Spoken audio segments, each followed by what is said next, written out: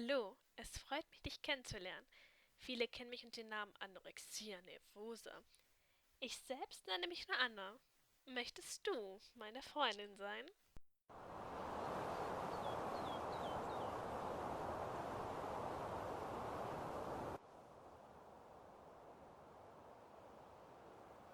Nein, Mom, und ich werde darüber auch nicht weiter diskutieren.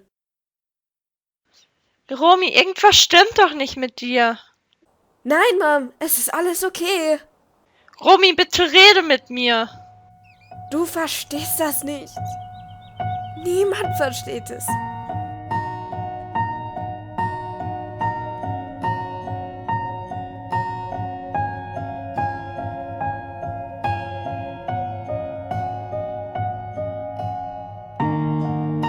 I don't know where I'm at.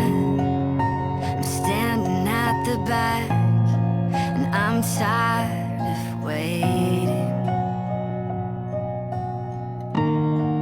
Du bist immer noch zu dick, Romy. Ich weiß nicht, was ich machen soll. What I've been chasing. Das liegt doch klar auf der Hand. Ist nichts. Denn du bist ohne mich nichts wert. Langsam bemerken es alle, Anna. Na und? Es geht sie doch nichts an. Du kannst neben nicht mehr ohne mich leben. Ja, du bist ein Teil von mir. Ich gebe dir Kontrolle. Also, Romy, Essen wird dich nicht schön machen.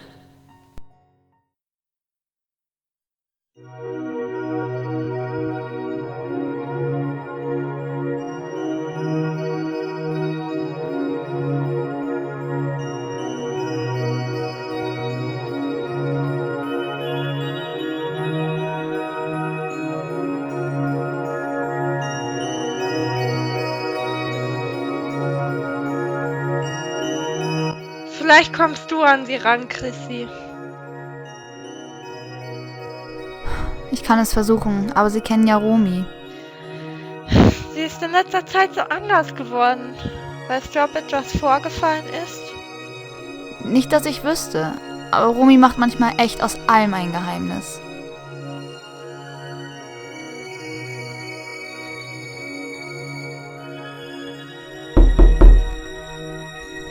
Ich hab doch gesagt, ich rede darüber nicht. Grüßt man so seine beste Freundin? Oh, sorry, ich dachte, du hast meine Mom. Ist irgendwas vorgefallen? Sie spielt die sorgliche Mutter und versucht, alles aus mir herauszuquetschen. Gibt es denn irgendeinen Grund dazu? Du willst es sowieso nicht verstehen. So kann ich es erst recht nicht verstehen. Na gut, ich esse laut ihr zu wenig und mach daraus ein Riesendrama. Und du denkst das auch? Na, natürlich nicht, ich esse ganz normal wie jeder andere auch. Ha, na da ist jemand total überzeugt von sich. Hast du Lust, mit ins Café zu kommen? Vielleicht kannst du dich dort ein wenig ablenken. Also, na, okay. Super, dann komm.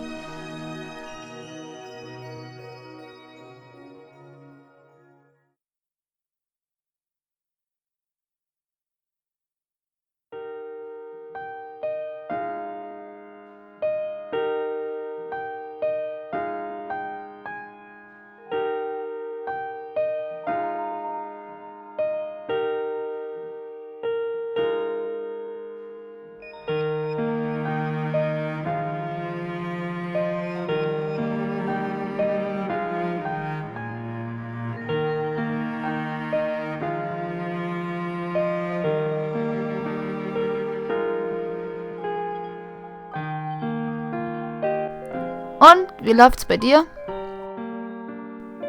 Ganz okay, schätze ich. Kommst du mit dem Prüfungsstoff gut zurecht? Klar, kein Problem für mich. Also noch nicht. Ich möchte deinen Kopf haben. Wenn du meinst. Möchtest du wirklich nichts? Oh, ich hab wirklich keinen Appetit. Du verpasst was, sag ich dir. Vielleicht. Du hast keine Ahnung, Chrissy.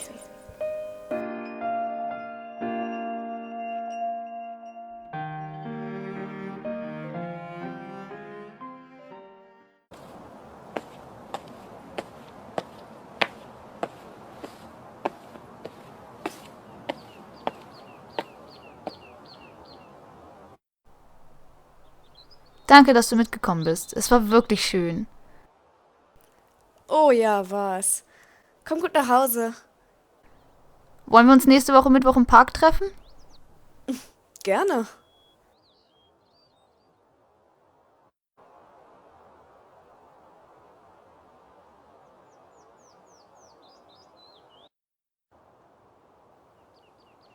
Ja, gut, ich schicke Sie am Mittwoch vorbei.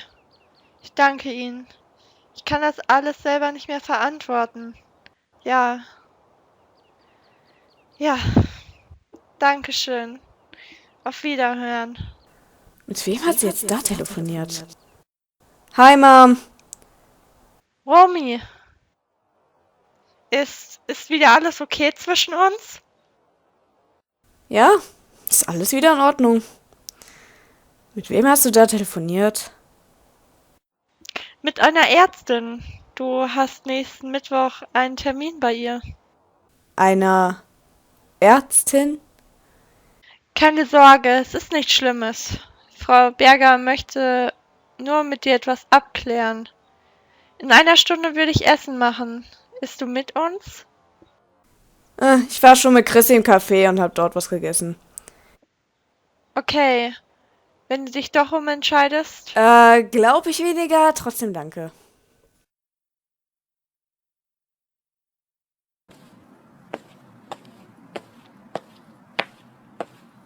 Romy, du machst es mir echt nicht einfach.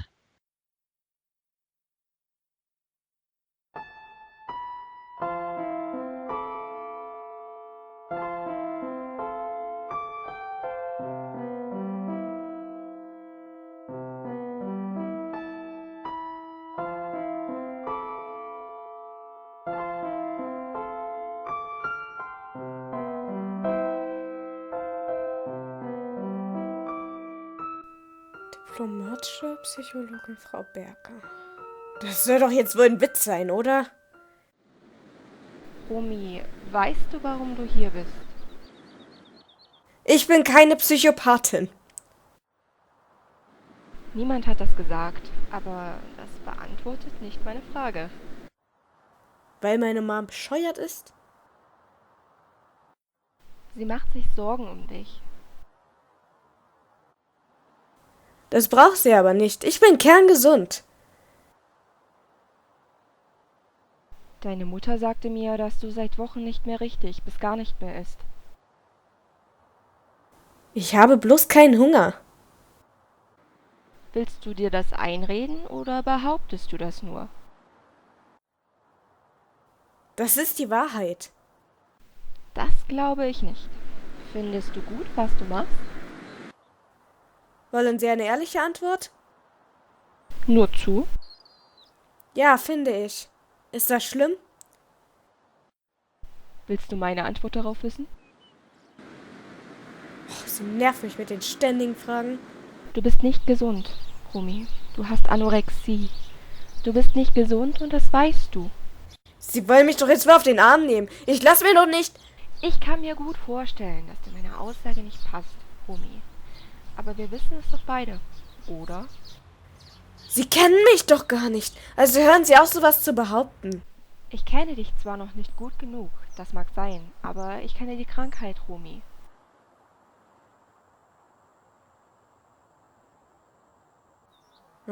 Garantiert nicht.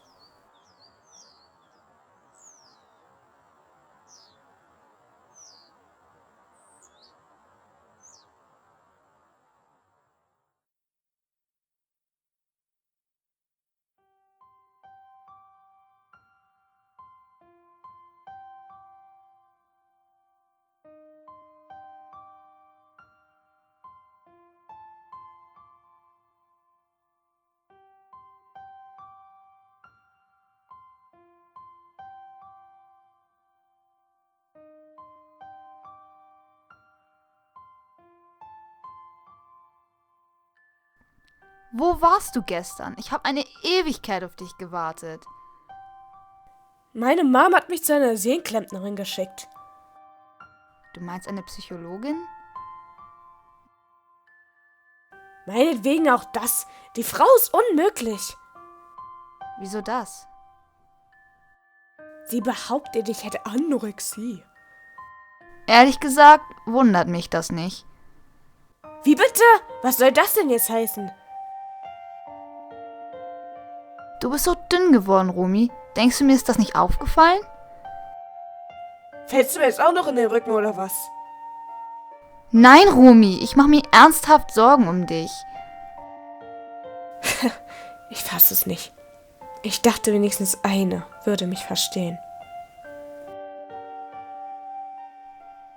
Romy, nun warte doch mal.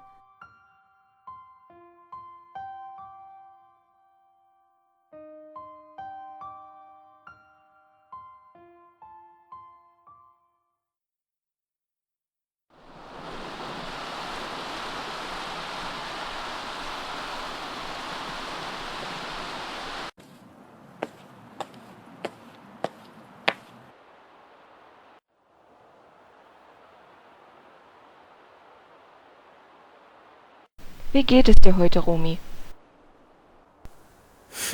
Beschissen. Wieso? Weil ich meine Zeit mit sowas verschwenden muss und dass mir wirklich jeder in den Rücken fällt. Jeder? Du meinst jemand Bestimmtes? Ja, meine beste Freundin Chrissy und meine Mom. Ich glaube, sie machen sich bloß Sorgen um dich. Genau deswegen. Sie brauchen und sollen es nicht. Verstehe. Also, bist du wütend auf sie? Das erklärt sich doch von selbst. Natürlich bin ich das. Romy, gibt es einen Grund, warum du aufgehört hast zu essen?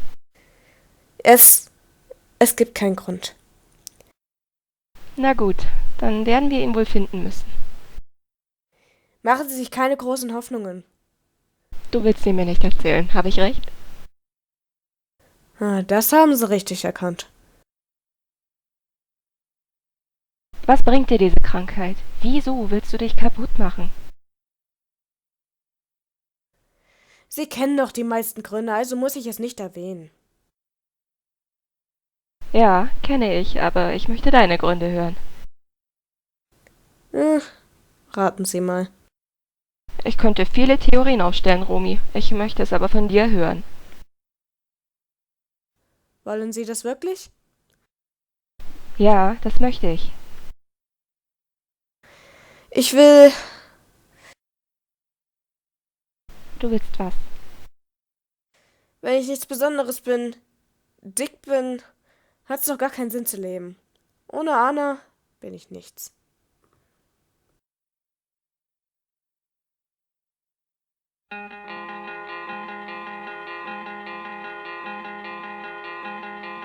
...45 Kilo. Das ist mehr als gestern. Ich muss dranbleiben. Niemand kann mich davon abhalten. Nur noch ein paar Wochen. Dann ist alles vorbei.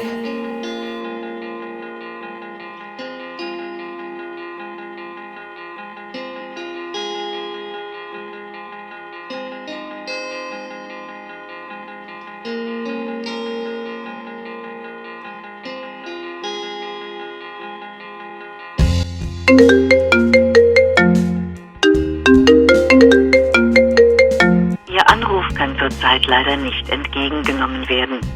Sie haben aber nach dem Signalton die Möglichkeit, Ihren Namen und eine Nachricht zu hinterlassen.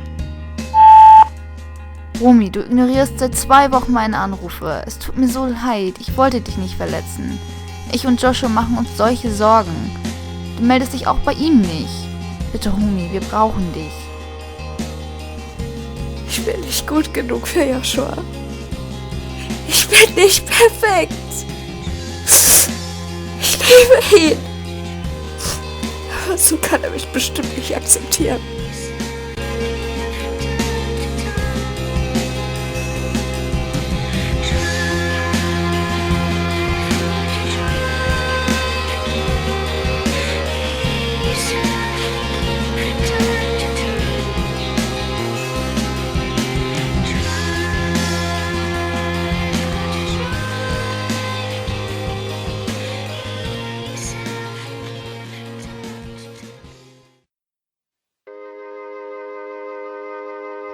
나는 볼 수 없던 이야기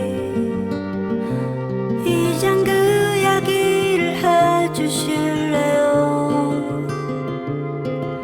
슬픈 표정 짓지 않아요 애써 웃으려도 하지 않을게 Ich vermisse ihn so. Warum bist du nicht hier? 그 손이 참 가여워만 보여도 쉽게 Ich bin doch hier, Romy. Ja. Joshua. Was machst du? Du hast dich nicht mehr gemeldet und ich habe mich verrückt gemacht, ob ich was falsch gemacht habe. Nein, nein. Du hast nichts falsch gemacht. Ich bin das Problem. Was ist passiert, Romy? Ich hasse mein Leben so sehr.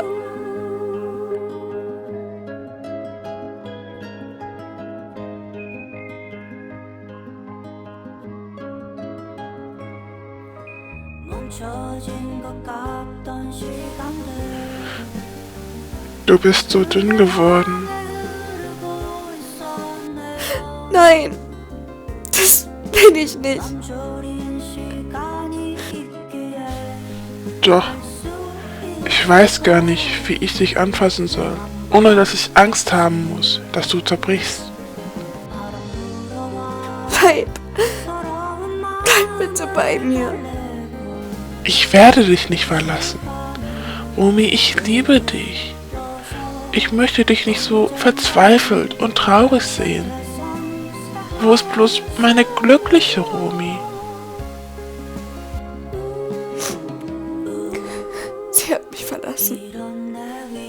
Romy, versprichst du mir etwas? Was denn? Verlasse mich niemals. Werde bitte wieder meine glückliche Romy. Okay. Ja. Versprochen.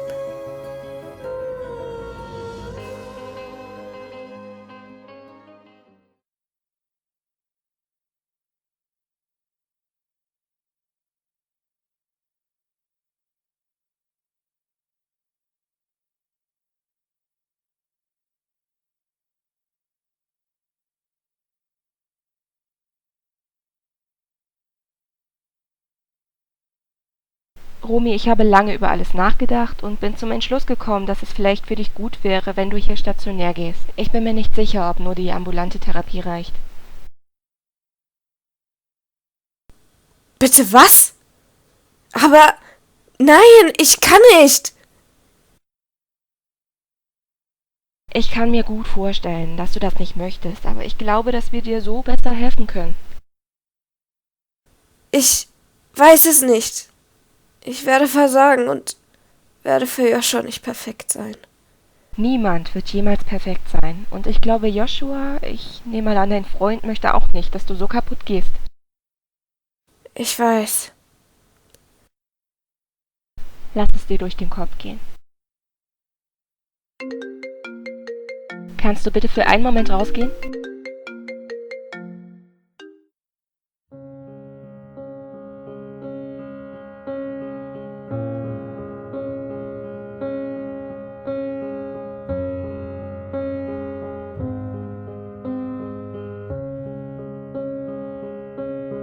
There goes my heart beating, 'cause you are the reason I'm losing my sleep. Please come back now. And there goes my mind. Ein neues Gesicht? And you are the reason Was? Wer sind Sie? that I'm still breathing. Ich bin Diana. Ich arbeite hier als Pflege- und Erziehungsdienst. I'd climb every Wenn ich Sie was fragen dürfte, wie ist die Klinik denn so? just to be with you. Also, ich finde sie gut. Wirst du eingewiesen? Frau Berger findet, dass sie sonst nicht weiterkommt. Aber ich habe Angst. Ich weiß nicht, ob ich die Krankheit loslassen kann, Anna wegzuschicken. Weißt du, ich kann das gut nachvollziehen. Ich weiß, die Angst zunehmen zu müssen ist groß, aber du wirst nicht dick werden. Du wirst lernen, auf gesunde Weise zu leben und dich zu ernähren. Du hast hier immer jemanden zum Ansprechen, wenn es dir schlecht geht. Denken Sie, dass mich nach dem Aufenthalt jeder so akzeptieren wird? Ich denke, jeder würde sich wünschen, dass du wieder gesund bist und dich nicht mehr so verrückt machst. Okay, soll ich den Schritt wagen?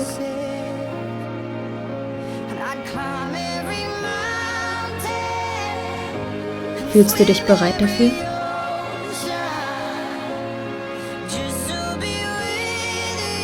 Nur, wenn ich jemanden an der Seite haben werde.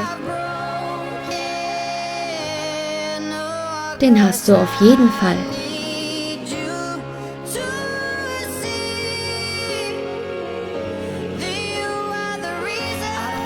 Okay, ich mache es. Was meinst du?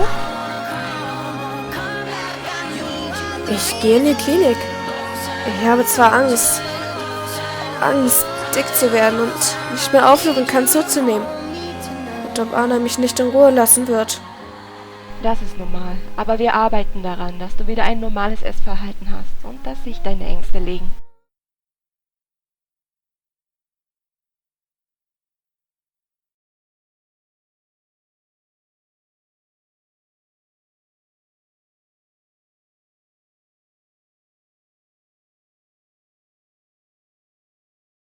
Tue das nicht, Romy. Ohne mich bist du nichts. Anna, du hast lang genug dein Unwesen in meinen Kopf getrieben. Jetzt ist es Zeit zu gehen. Das kannst du nicht. Du wirst nichts mehr wert sein. Und vor allem wirst du dick werden. Oh, woher willst du das wissen? Dass du das Einzige bist, was mich besonders macht? Du bist so dickköpfig, Romy. Du kannst mich nicht loswerden. Das werden wir noch sehen. Ab heute sind wir keine Freunde mehr, sondern Feinde.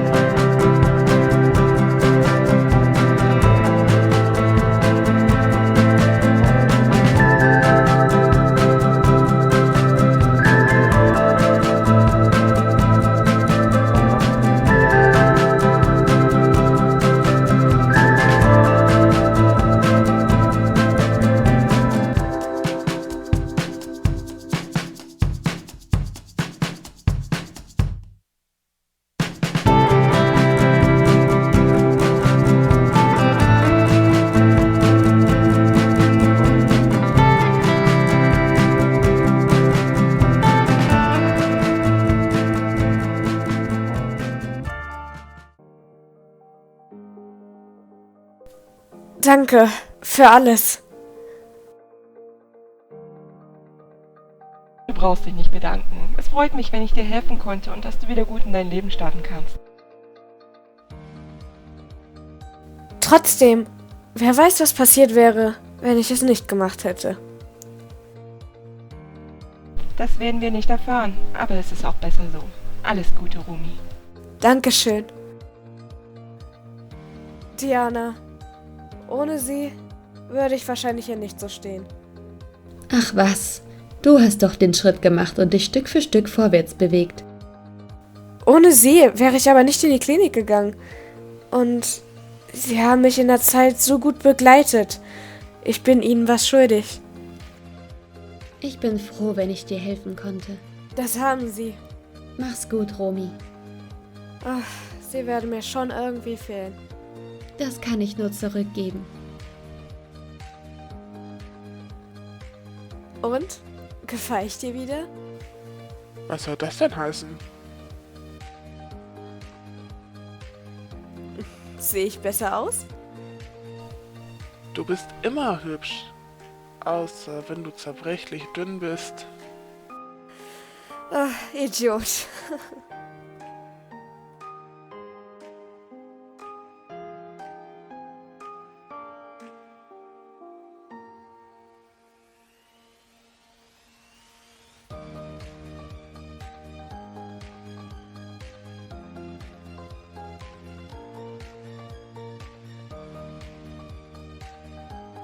Jedes vierte Mädchen in Deutschland leidet an einer Essstörung.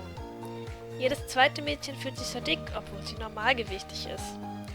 Dünn sein heißt nicht, dass man etwas Besseres ist oder perfekt. Untergewicht schadet einen nur. Es ist ein verdammter Teufelskreis, aus dem ihr sehr schwer rauskommt. Ihr alle seid perfekt, wie ihr seid. Das Gewicht, das Aussehen sagt überhaupt nichts über euch aus.